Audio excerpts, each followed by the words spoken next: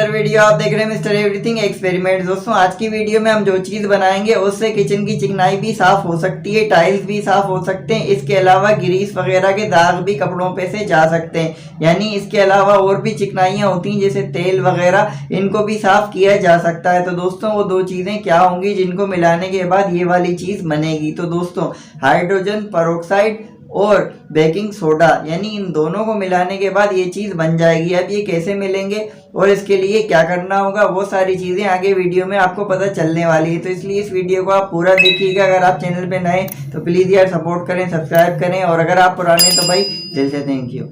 Please subscribe Mr. Everything Experiments.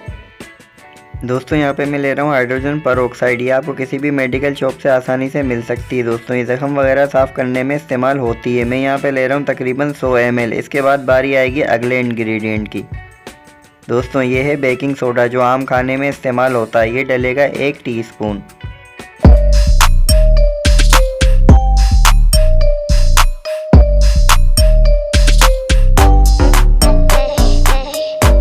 Reaction होने के बाद ये है फाइनल प्रोडक्ट।